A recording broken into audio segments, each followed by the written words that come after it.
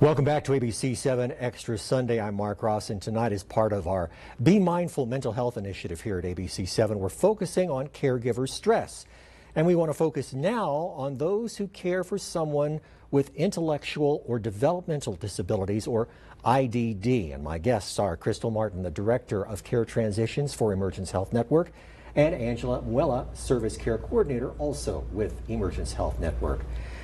Angela, are the emotional challenges faced by caregivers for the elderly, are those similar to the ones who are caring for individuals with IDD? How do they differ? Yes, they're pretty much the same. I mean, it's still a loved one. It's still someone who you care for. The difference is with the IDD population, there may be, I guess you would call them challenges, because maybe they don't speak, they don't move, they're not able to communicate their needs. So that makes it that much more difficult. All right. Crystal, are the parents the only ones that can be impacted, or are siblings experiencing those challenging emotions as well? Oh yeah, definitely. The whole household can definitely be impacted. It's really important to be able to provide the whole household with support, but definitely the siblings can feel all those extra emotions as well, what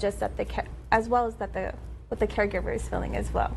So Angela, why is prioritizing the mental health of the caregiver so important in these types of situations with individuals who are IDD?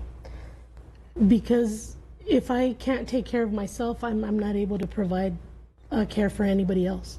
And because of the challenges that do come with individuals with IDD, it's very important that my mental health as a caregiver is kept well, or upkept. And I'm sure there are situations where a caregiver may be driving over, if they don't live with that person with IDD or some other type of issue.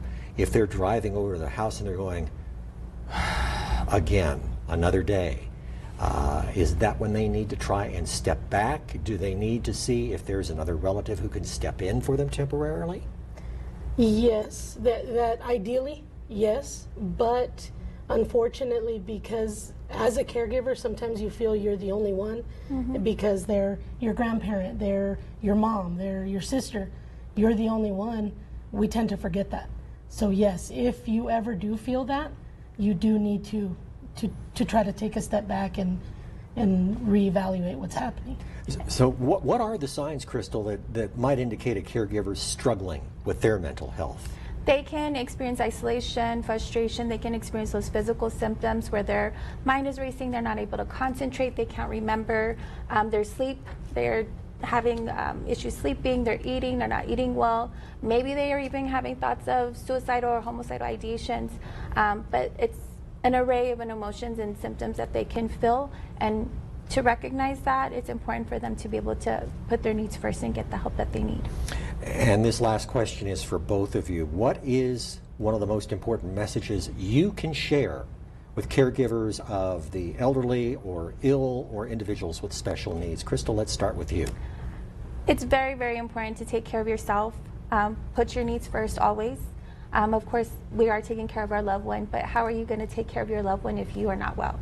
It's very important to just prioritize that, implement those self-care techniques, do what you need to do, acknowledge that I need to take a step back and gather those emotions, regulate, but definitely prioritize your well-being as well, because if you're not well, how are you going to take care of somebody who is counting and dependent on you?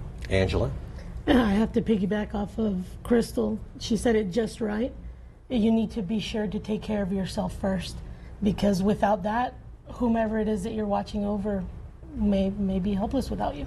But they have to remember, if they're feeling overwhelmed, if they can find a relative that can step in for a day, or two, or even just a few hours.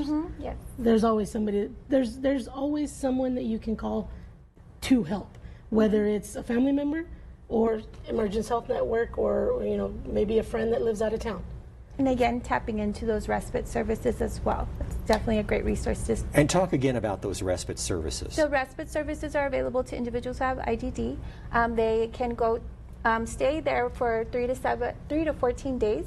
So it just varies if the caregiver needs a break, or even if the individual needs a break, they can tap into those services. And they can get those through Emergence Health Network? Yes, sir.